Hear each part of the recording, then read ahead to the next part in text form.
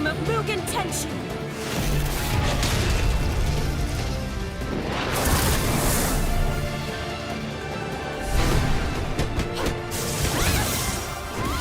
What's up, everybody? So, this is now my third attempt to record this. The first time I tried recording it was on the day of the announcement, but unfortunately I got sidetracked with a lot of IRL stuff, so this video is pretty delayed.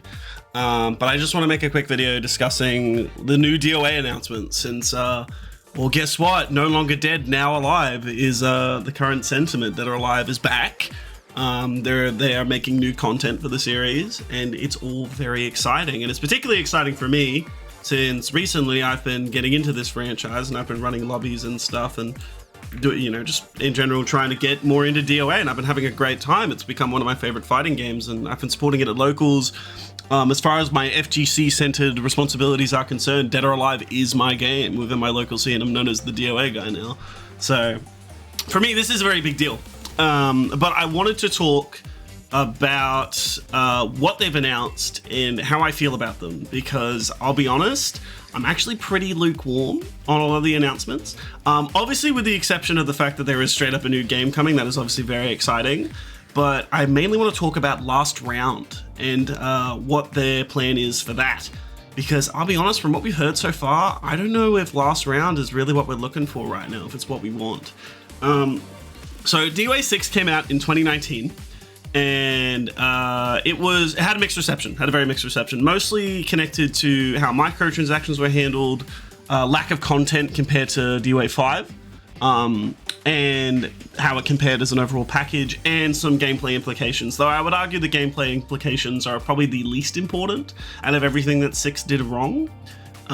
6 has a fair amount of issues, but I'd say as a fighter, it's still really good.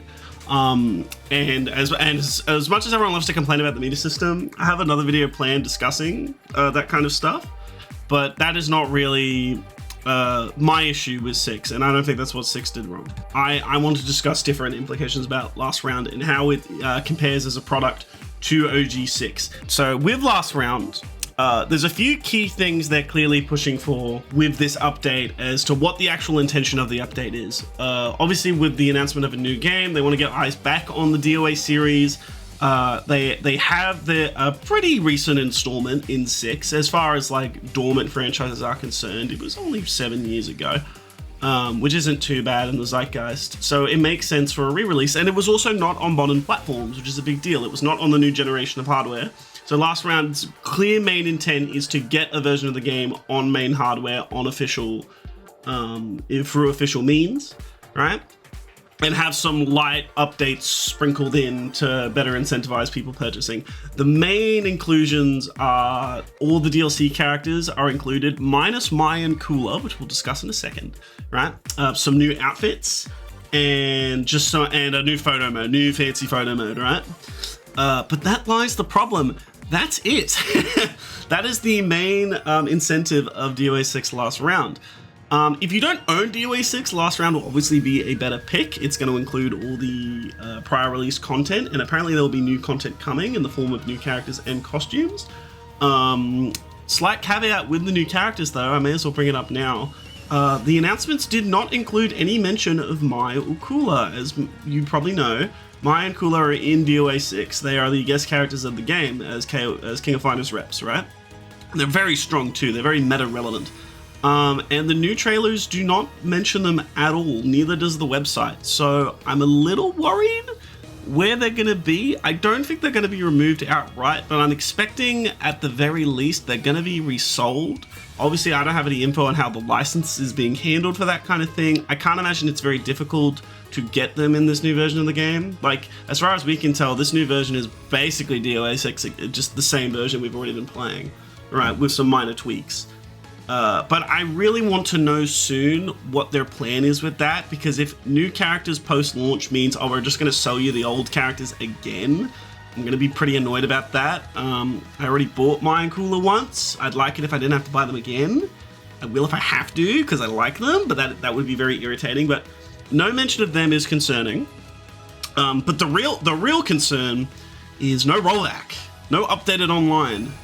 There is no mention in the trailers of crossplay. Well, crossplay's been straight up just denied. They are confirming there's no included crossplay, and the netcode is the same, which is a really big deal because that is absolutely the main thing that is stopping people from jumping on 6. And I really hope that at the very least they try to do something about the online.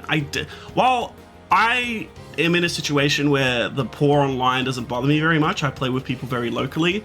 In the modern FTC era, it is simply just not acceptable to have subpar online anymore. It is not worth it. It is not worth the trouble. We had a release recently that had poor online, and that was Hunter x Hunter, and that game's already dead pretty much. That game was actually dead on arrival. I'd rather if DOA wasn't dead on arrival either, because then everyone starts using the pun, and I don't like it when they do that because I like DOA. So that is a huge deal. I can understand that within the context of this game, adding rollback is probably actually a lot more expensive than I think people are going to give it credit for. And this is the case with most fighting games. I think Granblue was a really good example of this. Granblue basically needed to get a sequel made to justify putting rollback into the system, right? They created a whole new ass game with new characters, new mechanics, new story, new everything, to justify updating the online, because updating the online is expensive. It's baked into the code, and it takes tons of hours to figure out. And it's really, and even though people know how it works, it's a case-by-case situation normally. It can be hard to implement because of how different games, different dev teams handle programming the mechanics of their fighters, right? And I can imagine for the Team Ninja team, they've probably never done it before. They probably have to hire a bunch of professionals, get a bunch of advice and help, and slowly figure it out on their own. And I think in that instance, they likely would rather just save that for their new DOA game rather than 6 Last Round. But within the context of re-releasing 6 and creating this new version of the game that we're going to be playing for a while until 7 comes out, the idea that we're just going to be stuck with the same online that we had in 2019 that back then wasn't acceptable, and it would be even more unacceptable now, I don't know. To me, that sounds too risky to me. I understand that the publishers probably aren't giving them a ton of money for this re-release. It clearly is just a console upgrade with a few nice extras, right? But I really think the online needs to be incentivized. You want people to be playing this game seriously. And the idea that we're not going to get updated online for 6, it sounds like you're just begging for your reputation to receive a massive blow, and people will be willingly more skeptical about getting into DOA 7, and that's the last thing the series needs. Right? The series already has a lot of naysayers who, mainly just thanks to stigmas from the past that are kind of resurfacing and sticking around, about like, oh, DOA's too sexual, junior bait, whatever, like double standard stuff, right? Obviously anyone who knows better knows that's crap, and the game's great. It's a fantastic fighting game with a great roster, and it's super fun, but those stigmas will surface when it comes to marketing the game, and you need to like make sure those naysayers can be proven wrong whenever you can. All right. So no rollback is a huge deal. I will give them one thing. They have lowered the price of the game. I live in Australia, so the prices are going to be different per region, but this game is $60, right? I'm really happy about that. So it's a lower price than, it's not full price, which is really good. They understood it's a game from 2019, and they're trying to get people back into it. So it's a good package in price-wise. Price-wise, it's absolutely a good package. You get all the characters minus Mind Cooler, but I've discussed that. And you get to play 6 at a much cheaper price, and you get to essentially play a complete version with new outfits. And any DLC apparently you've bought in OG remains, which is really good. With the exception of certain crossover promotion DLC, most of it is still in the game. So that's really good. That's really great to hear. And I'm really curious if there's going to be any balance updates. They haven't mentioned it, I don't think. But if they ever do, I'm excited to see what they do to the roster. There's a few really fucked up S tiers in this game. Ryu is amazing in this game, right? Mind Cooler are crazy as well. If they get back in, they were nuts. There's a few meanies in the roster. There's a few S tier meanies, bro. So I'm looking forward to seeing any potential updates. I'm pretty doom and gloom in this video, but that's only because I really want 6 to have like an actually good chance. I want DOA6 always felt like it was the game that could, and it never got to, right? I'd really want to see what they can do with this new chance with Last Round, and see if they can really bring it up to snuff, but they're not gonna. It's not gonna ever be up to snuff if the online never gets updated. It's just gonna be for diehards like me, and people aren't gonna play it. They're gonna wait for 7, right? And I think now that you have this opportunity, you really should like. I don't know who over at Koei Tecmo needs convincing to give the game time to have better online, but you still have. You're still a few months out. We're in June. Like June is when the game comes out for real. For real. Surely something can be done. I really want to know the logistics of like how hard it would be to implement, because I really hope this decision to like not update the online comes from them having done the research to see how expensive it would be and how hard it would be to implement, and going, it's simply not worth it for what, like the money we have and what Last Round is meant to be, right? As an update. This is the only way I can see it being justified from a business standpoint. Otherwise, I have no idea why you would do that. Right? I'm really hoping it's an educated decision to cut the losses of the people that are not going to buy it because of the bad online, and it's simply so people have a new version of 6 they can play, right? Rather than they simply said they're just not going to do it and they didn't bother to do the research. I hope they did, because this is so important now. It's such a big boost to your game's rep to just have, even just say like, yeah, we got rollback no code. What, like, it's such a boon. It gets Twitter yapping all day about, oh my god, thank god they did the right thing, blah blah blah, and the virtue signaling stuff. I'm sorry, that matters. It's a big element. So I hope that gets sorted. Otherwise, I'm pretty hyped for Last Round. If we can go on a more positive angle, I think the new costumes look great, right? I'm looking forward to that.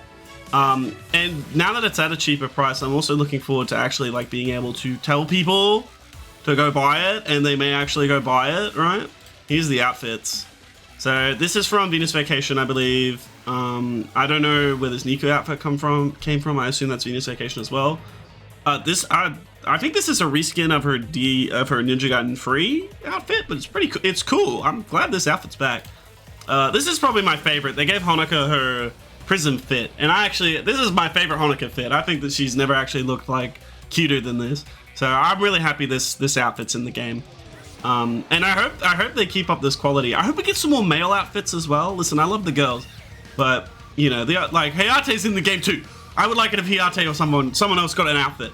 Yeah, that'd be neat. Give me some cool rig shit, you know. But yeah, I'm excited. I'm gonna make another video soon, and it's gonna be more of a deep dive on DOA6 and 7. And the potential future of the series, so stay tuned for that. That'll probably be out soon, right after this one, and I'll see you guys then. Consider this part 1 of 2-parter.